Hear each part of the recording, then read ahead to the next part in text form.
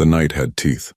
The wind came crawling down from the mountains, sharp and cold, slipping through the cracks of Evelyn Carter's cabin like a ghost that refused to be forgotten.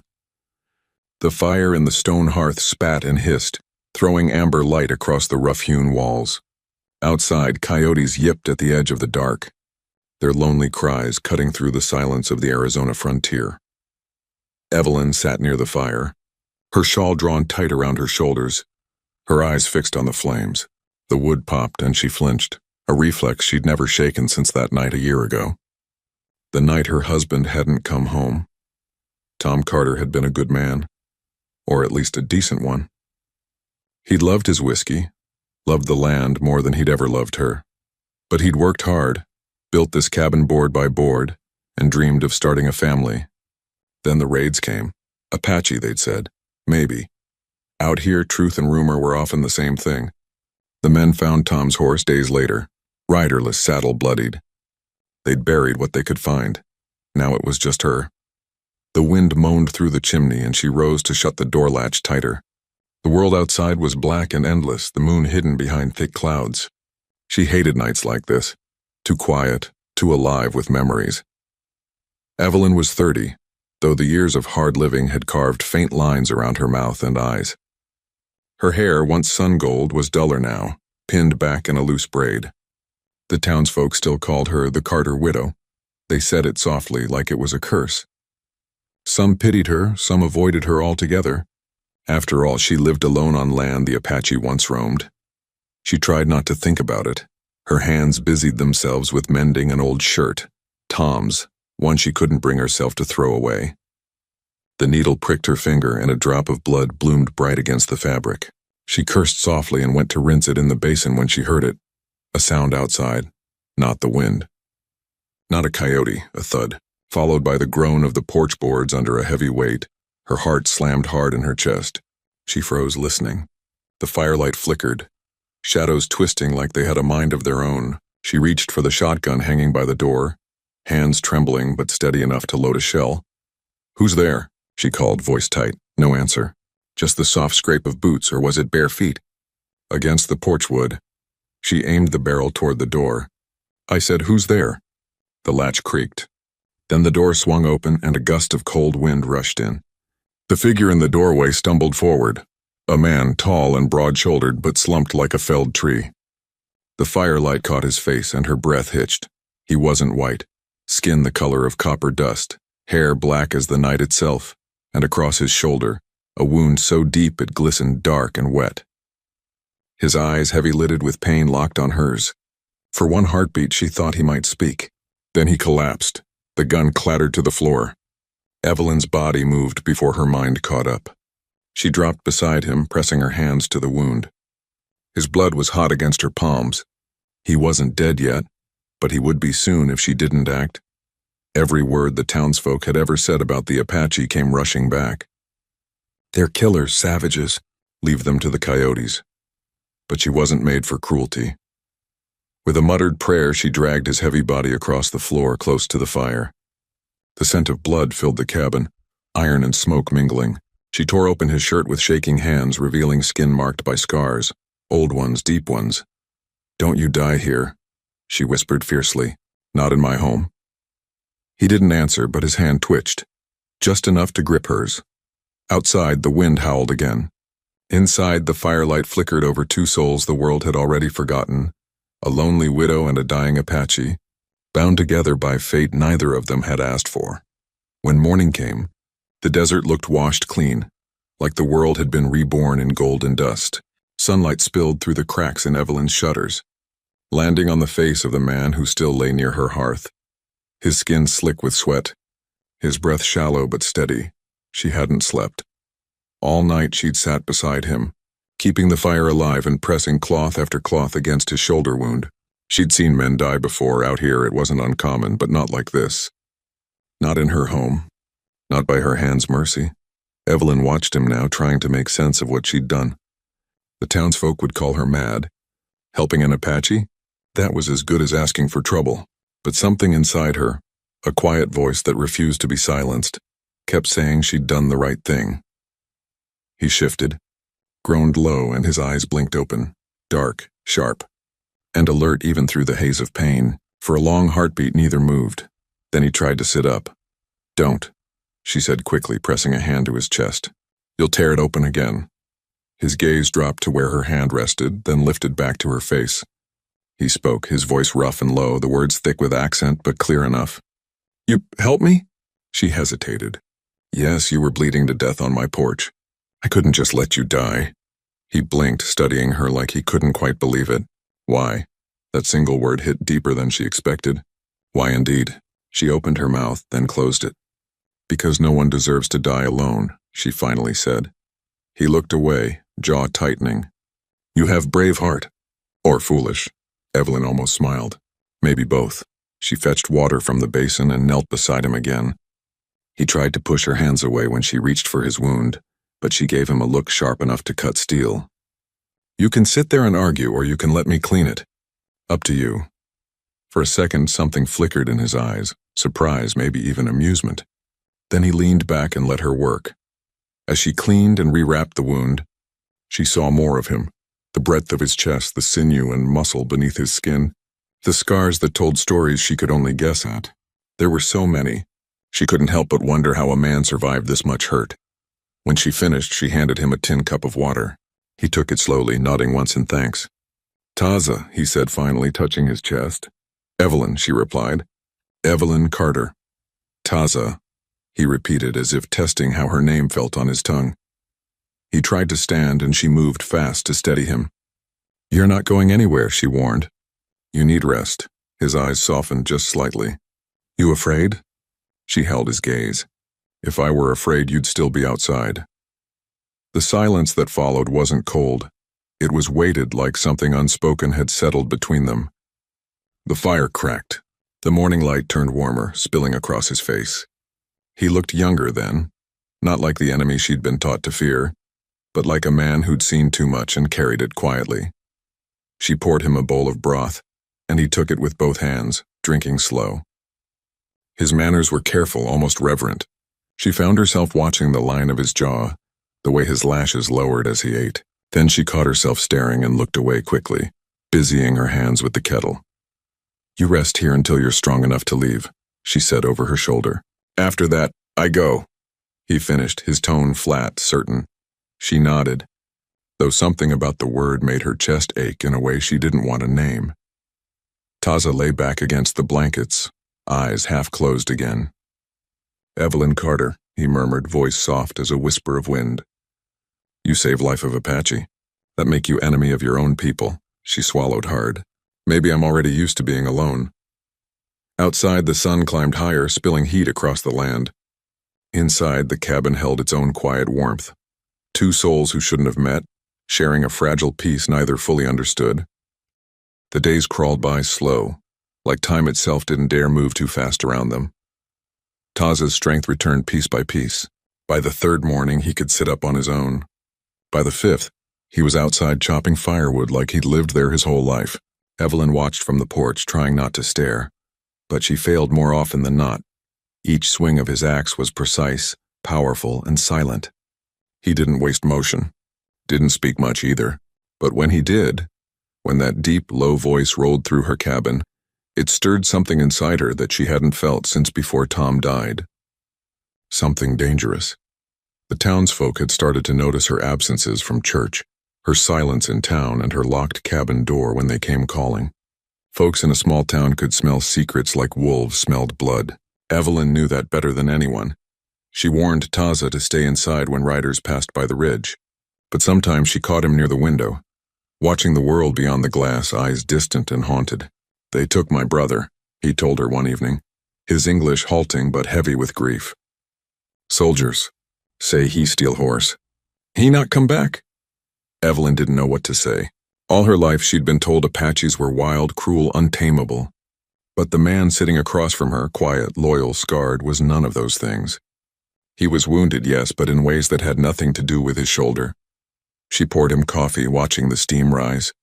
"You're not like they say," she murmured. Taza looked up, brow furrowed. "Like who say?" "The town. The soldiers. The preachers, everyone." He studied her for a long moment, then said, "They not know me." You not know me, she held his gaze. I'm learning. He didn't smile, but his eyes softened just a little. That was more than enough. Later that afternoon, she found him fixing the fence line behind the barn. The sun beat down hard, glinting off his skin. He'd stripped down to his trousers, the muscles in his back flexing as he worked. Evelyn's throat went dry. She told herself to look away, but her body didn't listen. When he turned, she froze, caught in his gaze. For a second, neither moved. Then she muttered, "You'll make yourself sick working like that." His mouth quirked at one corner. Apache strong. Not weak like white man in town. Evelyn huffed, trying to sound annoyed. Pride's killed more men than bullets. He didn't answer, just went back to work. But the smile, small knowing, never left his face. That night a coyote cried out close to the cabin and she woke with her heart racing. Through the open doorway she saw Taza by the dying fire, his silhouette calm and watchful. "You don't sleep much, do you?" she asked softly. He looked at her, eyes glowing amber in the flickering light. "Sleep come when danger gone." Evelyn sat up, pulling the blanket around her shoulders. "Danger's always around here.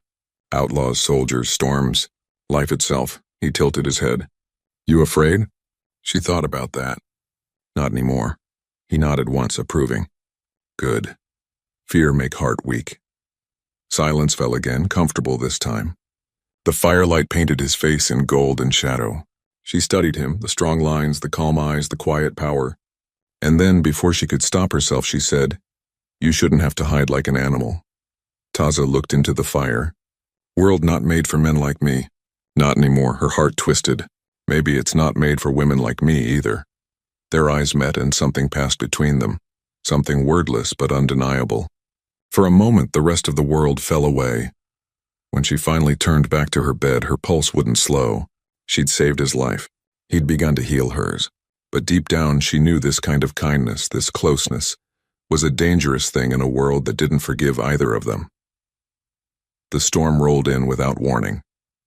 By dusk, the horizon had vanished behind a wall of gray, and the wind came screaming down the valley like a living thing. Evelyn had seen plenty of desert storms before, but this one was different, angrier, louder, full of grit and thunder that rattled her bones. She'd barely finished tying down the shutters when rain began to pour, hard enough to sting. Lightning split the sky wide open, lighting up the cabin for a heartbeat before plunging it back into trembling dark. Inside, Taza built up the fire, his movements quick and sure. "Windstrong," he said, voice steady even as the door rattled on its hinges. "Roof hold." "It's held before," she replied, though she wasn't entirely sure this time. "But if it gives, we'll be swimming in mud before morning." He gave a low sound that might have been a laugh.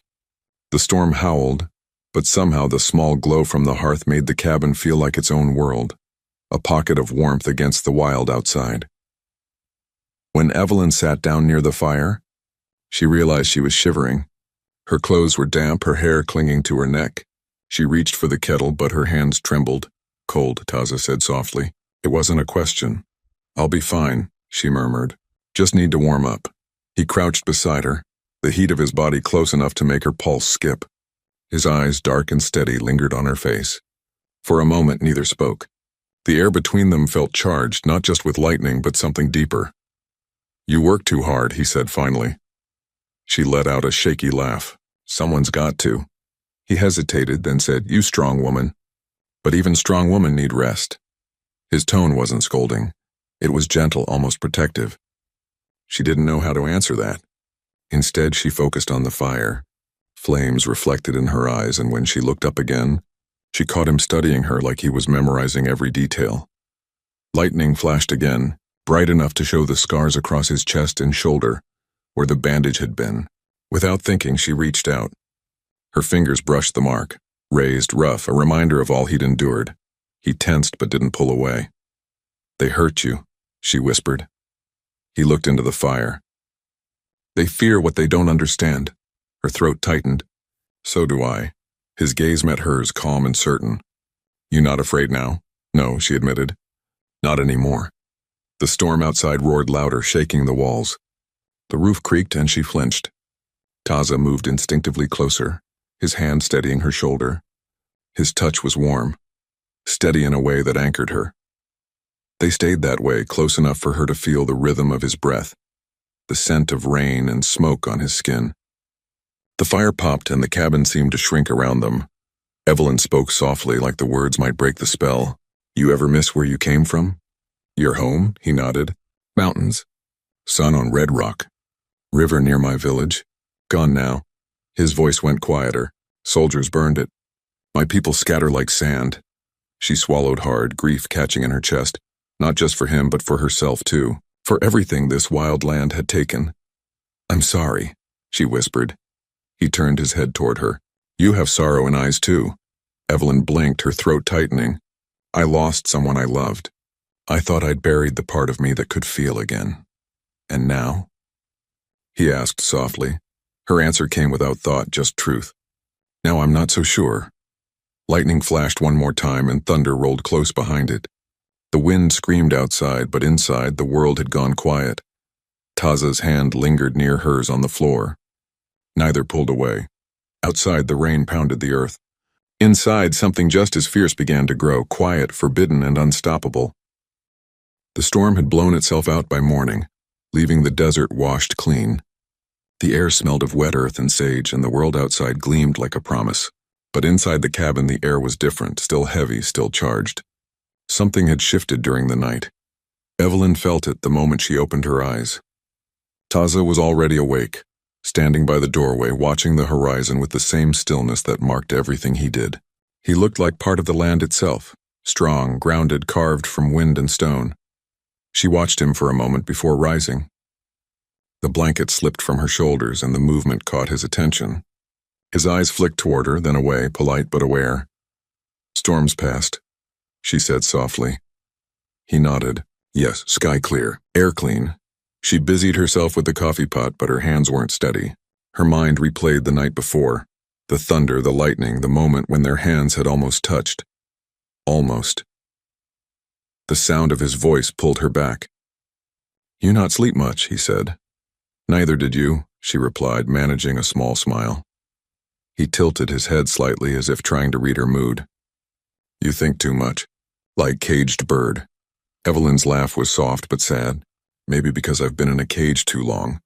Taza didn't answer, but his expression changed, something understanding, something that saw more than she said. Later, while she hung laundry on the line, she saw him near the creek, washing the bandage from his wound. The sunlight struck the water, glinting over his bare shoulders. He was quiet, calm, but every move he made carried strength. Her heart did a strange little twist in her chest. It wasn't wrong to look, she told herself, but it wasn't safe either. That afternoon, Taza returned from the edge of the property with a stack of firewood and a wild rabbit he'd trapped. "For supper," he said simply, laying it on the counter. Evelyn looked up from her work, brow furrowed. "You didn't have to."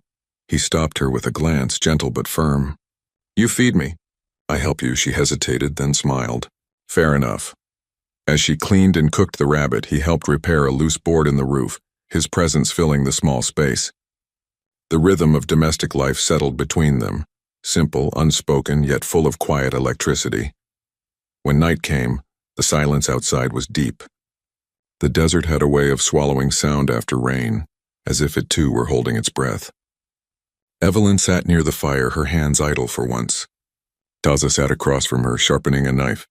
The scrape of stone against steel was slow, steady, almost hypnotic. She watched him for a long while before finally asking, "Do you ever wonder what it'd be like to live without fear?" His eyes lifted to hers. "Every day," she swallowed. "And if you could?" He thought for a moment, then said, "Then I would not hide. I would go where I wish, speak what I feel." Her breath caught at that last part. "And what do you feel, Taza?" The question hung in the air, trembling between them. The fire popped. His eyes, dark, unreadable, held hers without flinching.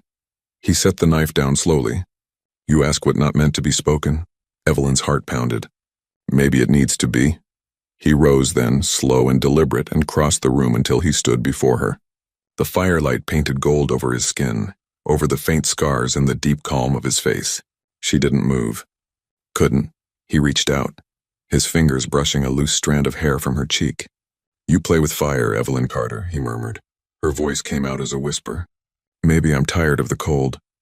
For a long moment they stood there, inches apart, the firelight flickering between them like a heartbeat.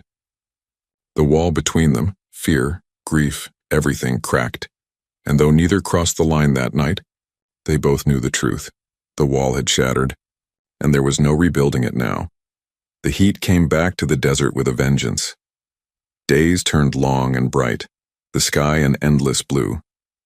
Evelyn worked in the garden while Taza mended fences, their lives falling into an easy rhythm that neither dared to name. But beneath every look, every shared silence, something burned hotter than the sun itself. She told herself she could handle it, this strange pull, this quiet hunger that came alive every time his eyes lingered too long. But by the third week it had become impossible to ignore. That evening a wind rose out of nowhere, dry, hot, restless. Dust danced through the valley and the horizon shimmered in gold. Evelyn was at the wash basin when Taza came in, shirtless from the day's work, his skin bronzed, muscles slick with sweat. He set down the bucket of water and their eyes met. Something shifted. Neither spoke.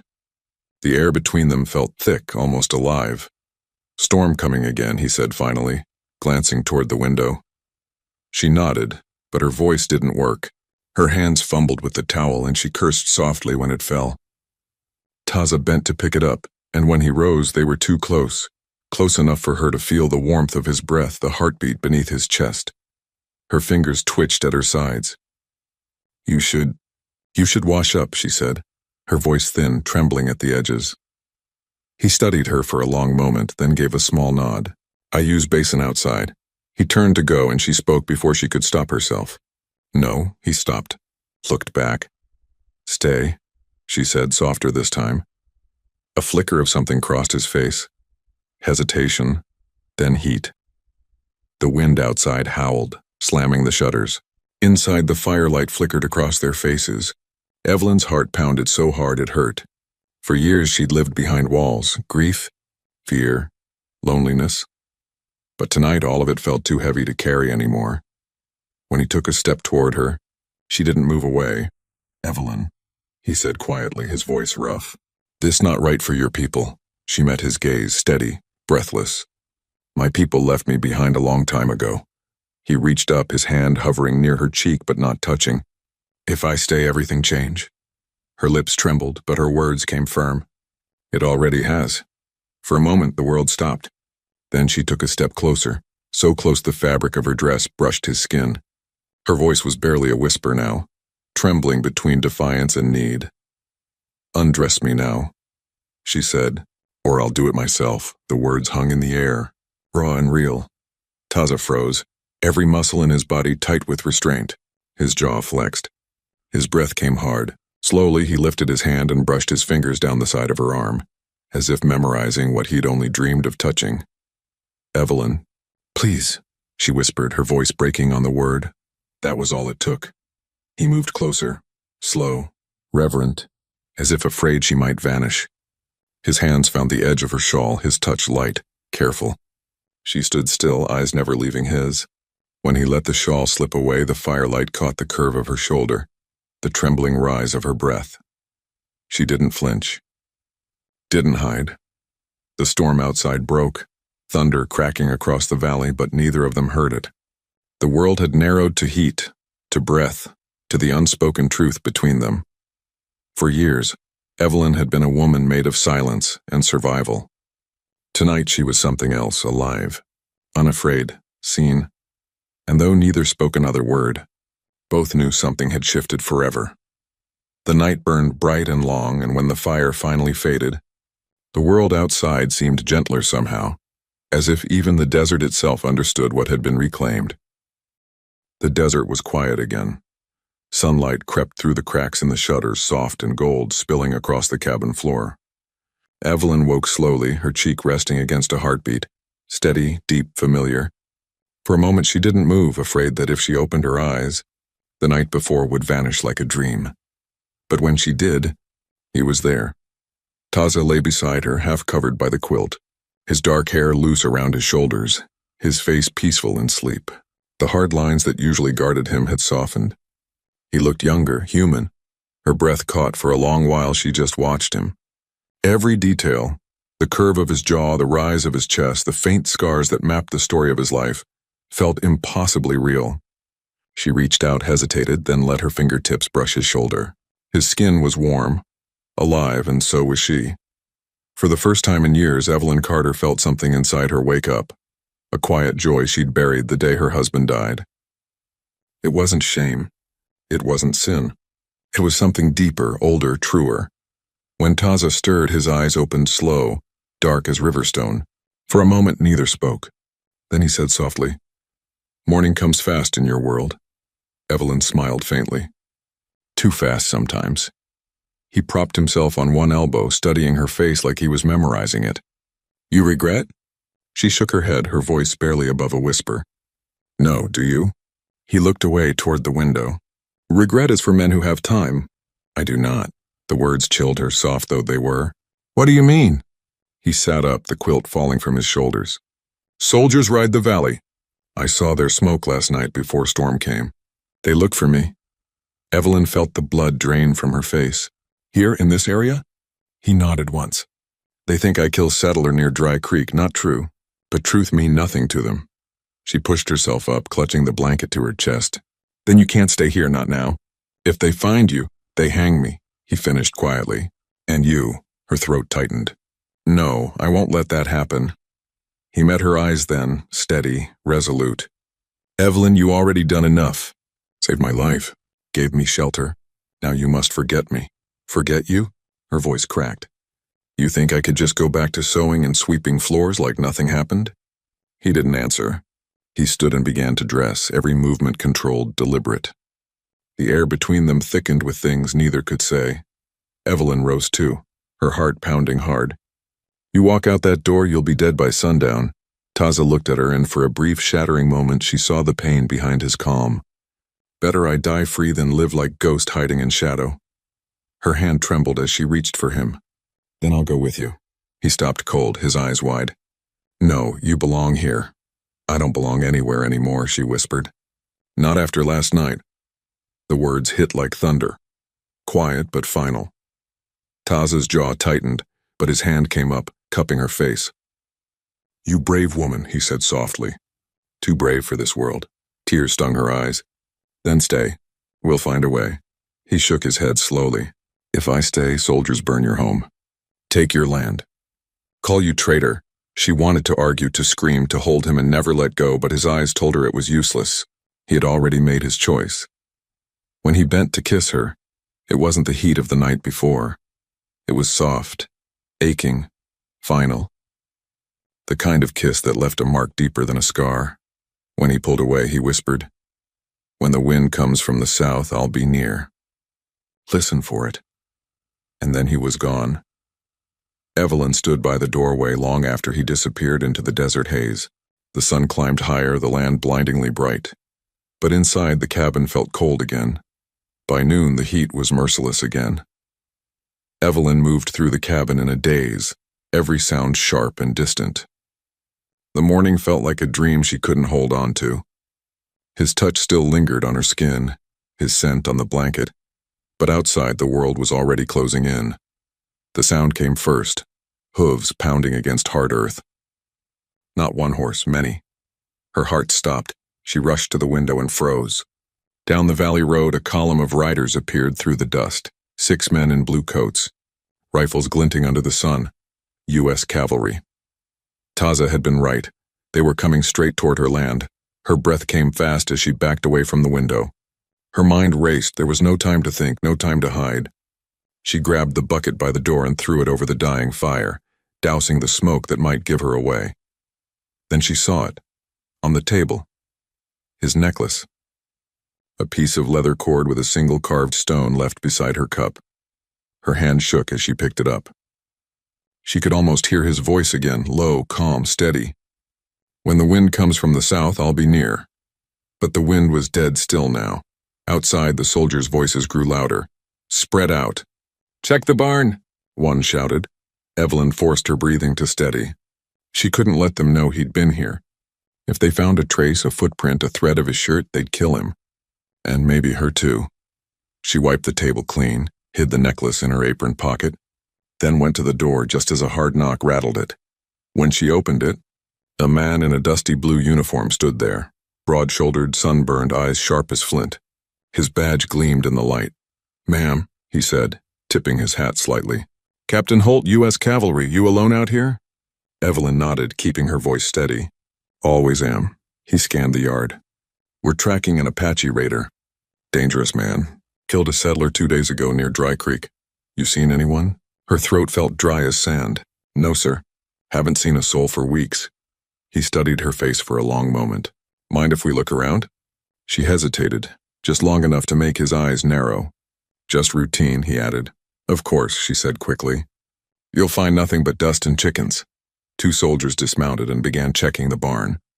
Evelyn stood in the doorway trying to look calm while her heart thundered like the hooves outside. Captain Holt stepped inside, his boots heavy on the floorboards. His eyes swept the room, landing on the single bed, the folded quilt, the faint scent of smoke. "You live out here alone?" "Yes." "No husband?"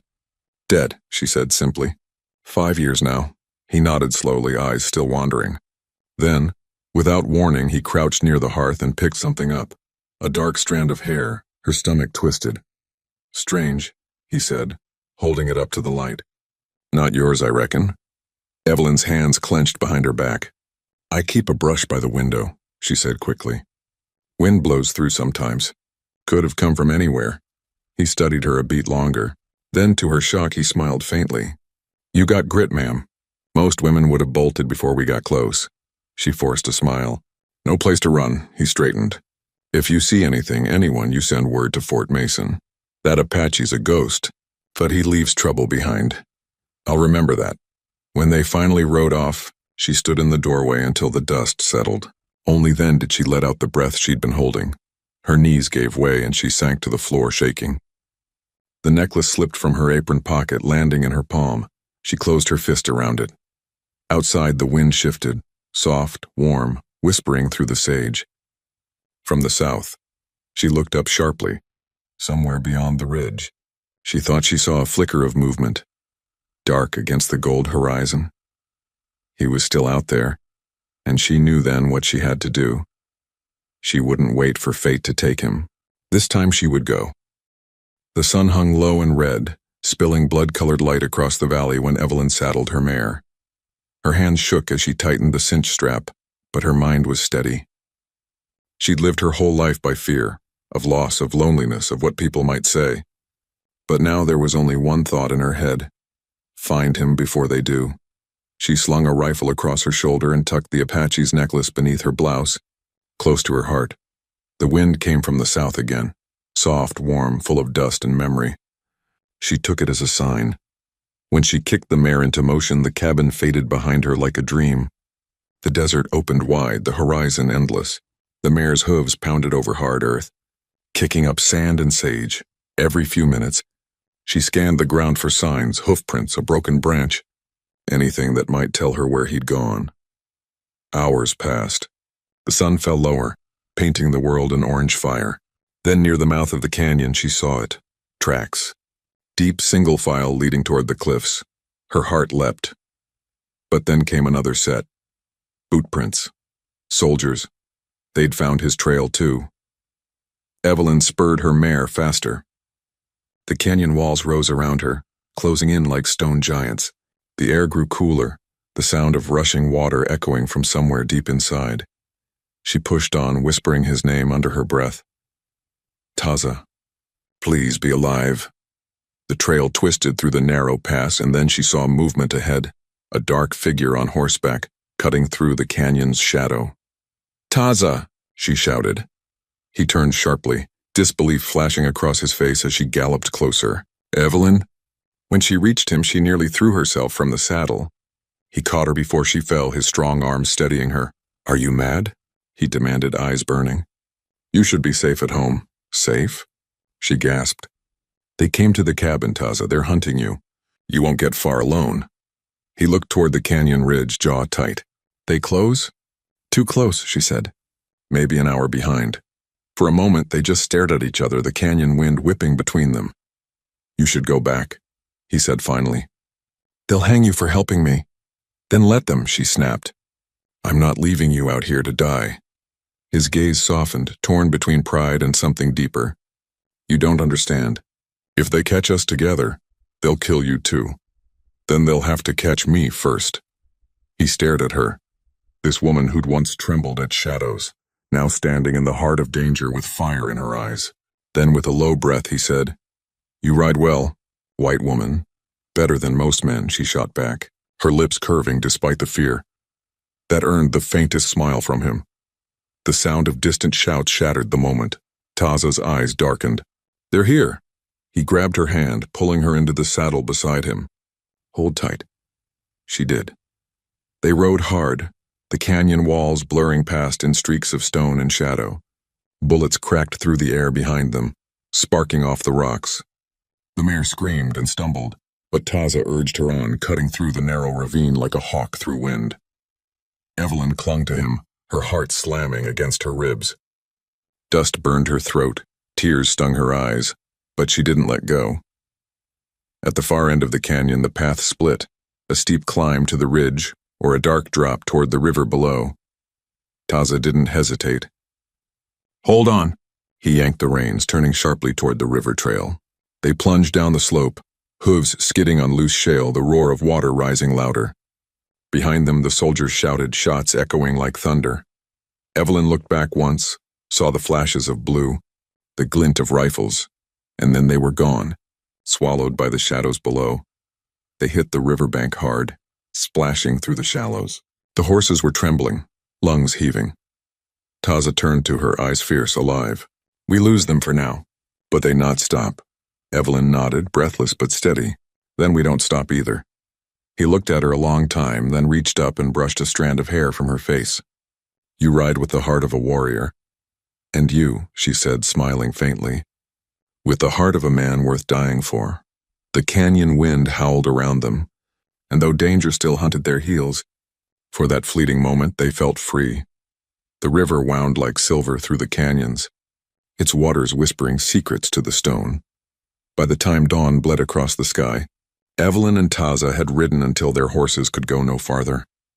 They stopped beneath a cluster of cottonwoods hidden by fog and rock. Both were silent, breathing hard, listening for the sound of pursuit. None came, only the rustle of leaves and the low call of a hawk overhead. Taza dismounted first, scanning the ridge. "They'll search the upper valley by noon," he said. "We follow the river, we reach the reservation lands by nightfall." Evelyn slid from her saddle, her legs trembling from exhaustion. "And if they find us before that?" He met her eyes, his expression unreadable. "Then we fight," she stepped closer. "And if fighting means dying?" He hesitated, then smiled, slow and soft. "Then I die free, not caged, not hunted." Evelyn swallowed hard, her eyes glistening. "And what about me?" He reached out, brushing her cheek with his thumb. "You choose, White Dove, you always choose." For a long moment, the only sound was the river and their breathing. She took his hand and pressed it against her heart. "Then I choose you. Whatever comes." Taza's eyes darkened with something that went beyond words, something ancient and fierce. "You don't know what that means." "Yes," she said quietly. "I do." They stood like that, framed by morning light and drifting mist. Two souls who'd found each other in the emptiest place on earth. But the world wasn't done testing them yet. A rifle cracked through the air. The bullet struck the tree beside them, splintering bark. Taza grabbed her arm. "Down!" They dropped behind the rocks as another shot echoed. Horses screamed in the distance, voices shouting orders. The soldiers had found them. Evelyn's heart pounded as she clutched the rifle Taza had given her. "We can't outrun them this time." Taza's eyes flicked toward the ridge, then to her. "No, but we can make them think we did." Before she could ask what he meant, he was already moving. He led the horses downstream, splashing them through the shallows to hide their scent, then smacked their flanks and sent them galloping into the fog. When he came back, his face was set, calm, resolute. "They follow horses." "Gives us time," she touched his arm. "And then?" He didn't answer. Instead, he took the necklace from around his neck, the carved stone she'd once found on her table, and placed it in her hand. "Keep it," he said. "So you remember wind from the south?" Her throat ached. "Don't talk like that." He smiled faintly. "You always tell Storm to stop, but it never listens." Footsteps echoed up the canyon, boots on stone. Close now. Evelyn gripped the rifle tight. We'll stand together, he nodded once. Together. The first soldier appeared through the fog, rifle raised. Then another. 6 in all, fanning out across the riverbank. Hold your fire, one shouted. Surrender, Apache. Taza rose slowly, hands lifted, his body between them and Evelyn. No surrender, he said, his voice like thunder rolling off stone. The captain stepped forward. Halt. You're surrounded. Don't make this worse. Taza looked back at Evelyn, his eyes soft, almost peaceful. Go, he whispered. When they shoot, run south, her heart broke. I won't. He smiled, the kind of smile that carried both love and goodbye. You already have. The rifles cracked. Smoke filled the canyon. When it cleared, the soldiers found only the river rushing wild beneath them. No body, no trail, no proof.